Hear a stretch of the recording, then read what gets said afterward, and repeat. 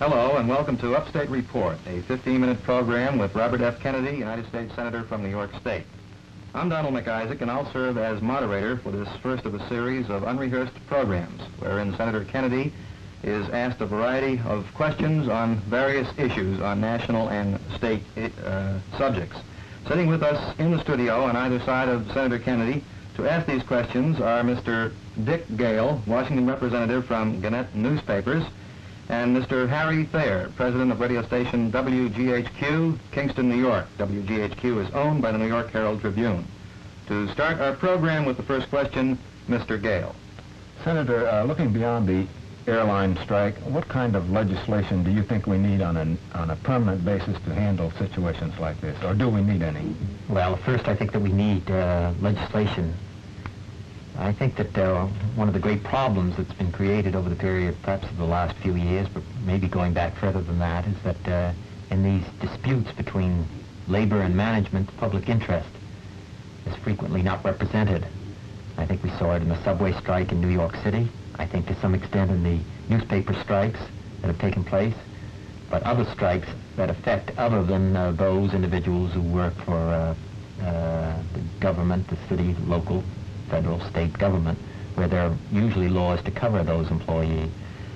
But I think in these other major strikes, as which I say affect more than one area of the United States, frequently the general public is not represented.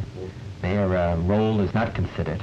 The inconvenience to them does not play a part in the negotiations that take place between the union leaders and management. I think it's essential that that be changed. Now, what form that's going to take, I don't think that we've considered. President Johnson has said in State of the Union message in January that he would send up some suggestions. This was shortly after the subway strike in New York City. Those suggestions as yet have not been sent to Congress. I think that it's important, if we've learned a lesson from the airline strike, it's important that we receive those suggestions, those recommendations, and that the Labor Committee hold hearings on it.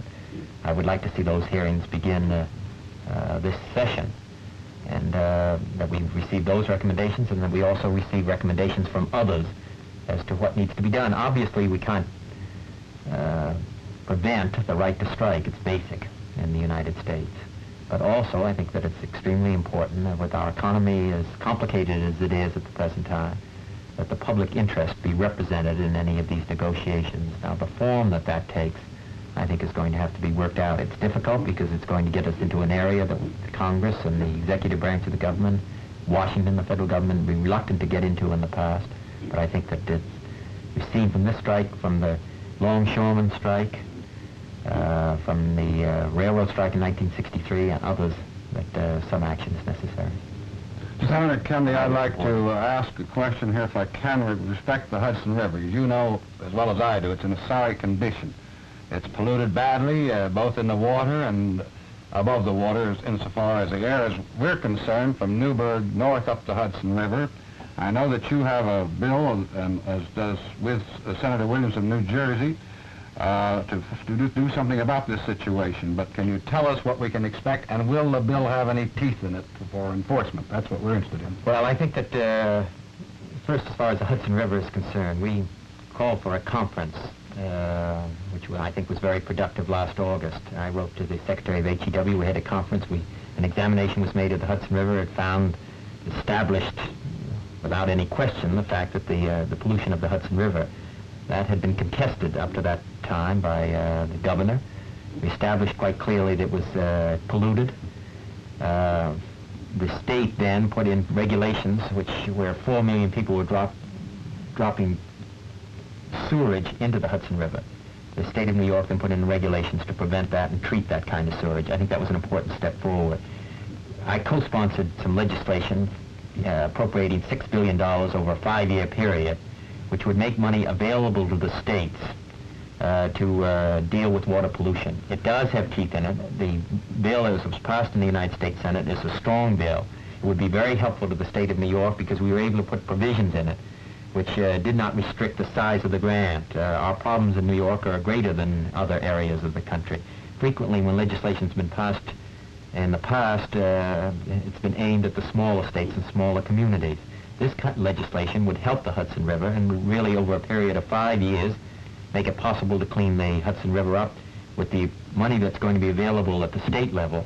Together with this money that be made available at the federal level, we'd really be able to accomplish something. Unfortunately, when it's now over in the House of Representatives, I gather at the urging of the administration, is cutting that back to $3.6 billion, which will, and putting in some restrictions on its use, which will be very damaging to the state of New York. So I think it's very important that the Senate version of the bill, which, as I said, I co-sponsored, is passed and accepted. Do you think that your proposal is stronger than the recommendation made by Governor Rockefeller? Well, that's on the what we're going to do specifically about the Hudson River and the spoiling of the Hudson River, not just on the question of pollution.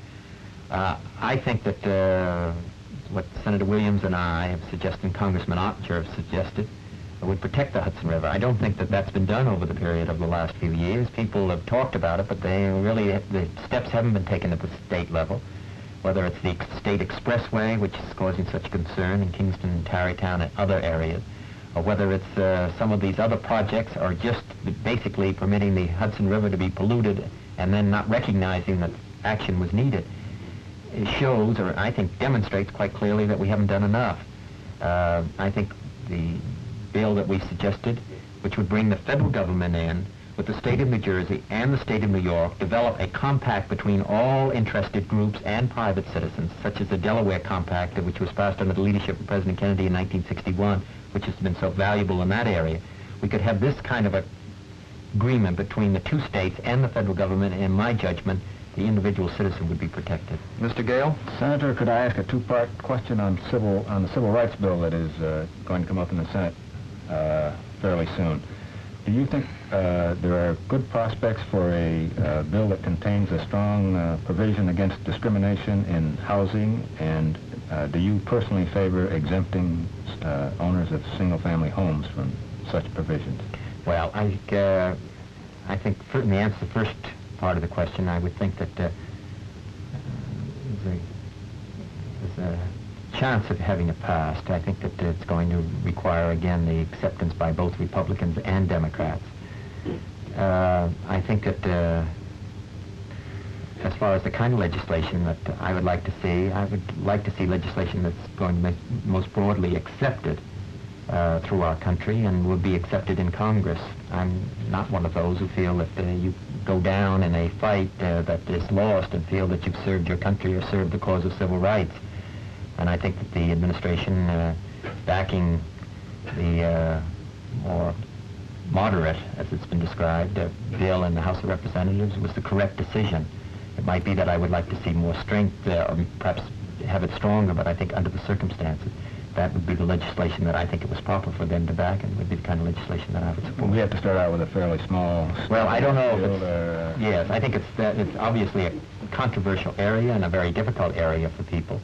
I think that it's important that we take it. I think that we should accept, however, that that's not the answer to the problem of our ghettos or the problem of our core cities.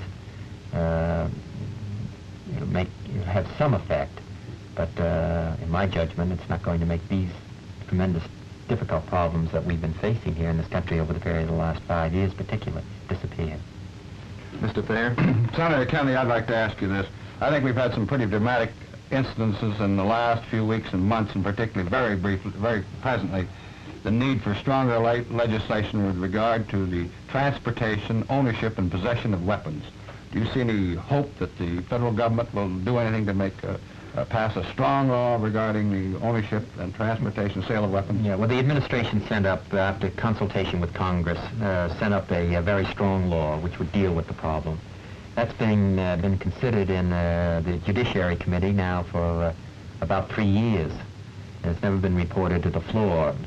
I received more mail from those who are opposed to any legislation in this field than on any other subject since I've been United States Senator. It's organized, but I receive a greater amount of mail on that subject than any other piece of legislation. Game clubs and groups like that? The Rifle Club, particularly, Rifle Association. I think that it's important that we have legislation. We've had 750,000 people killed since 1900 by rifles and guns here in the United States, more than have been killed in all of the wars that the United States has been involved in. I think that it's important that we have legislation dealing with this very difficult problem, and I think that those who oppose legislation, which is not going to prevent people who have the mental ability and the skill from owning arms, keeping arms, but it's going to be legislation which will keep them out, I would hope, would keep it out of the hands and has the teeth to keep it out of the hands of those who should not have guns, should not have weapons. Mm-hmm. Senator, more and more people seem to think that there will never be any negotiations to end the war in Vietnam, that the one side or the other will just quit or fade away. You think there's any prospect for negotiations between the two sides? I don't see any immediate prospects for that.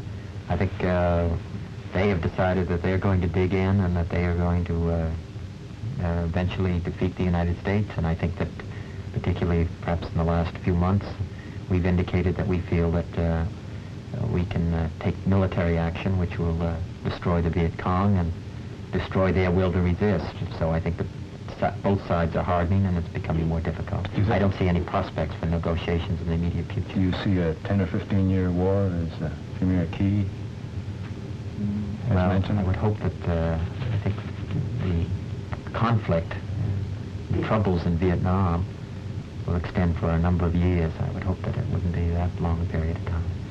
Senator Kennedy, I'd like to ask you a question. How do you feel about and how do you stand with respect to the state lottery that's proposed for New York State? Well, I'm opposed to a state lottery, but I think that it should be left to the people, and if the people decide that they want a state lottery, then I think that it's going to be accepted in this state. For what it's worth, I agree with you. But I personally would vote against a state lottery. I'd like to ask one more question, if I can. How do you feel, sir, about 18-year-old voting? There's talk in New York State of reducing the age from 21 to 18. I'm in favor of reducing it to 18. I'd like to get it down to about 12. But Well, how about all across the board or just for servicemen? no, I'd lower it. I think first because of communications, because of education, because of a greater interest amongst our young people in political life, and the fact that young men of the age of 18 are apt to be called up for service and all across the world, that I think that they should be permitted to vote.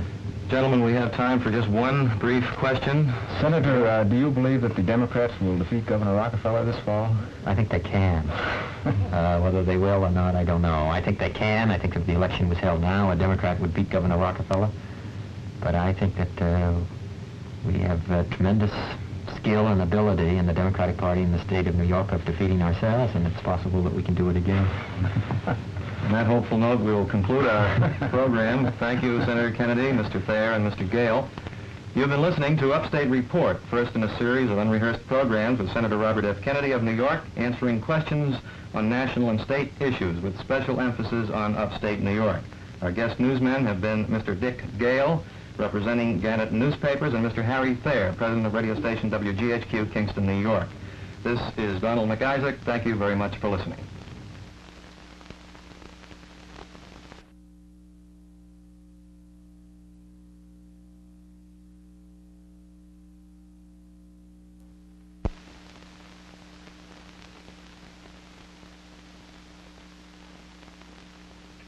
The 7th Congressional District of California is ably represented by Congressman Jeff Cohalan.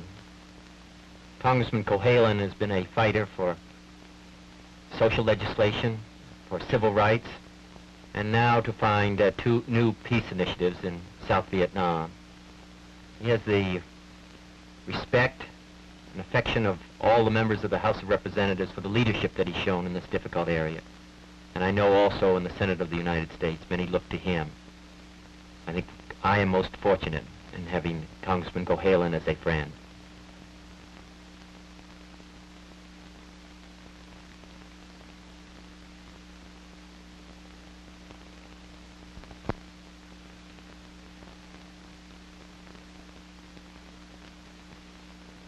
The 7th Congressional District of California is ably represented by Congressman Jeff Cohalan.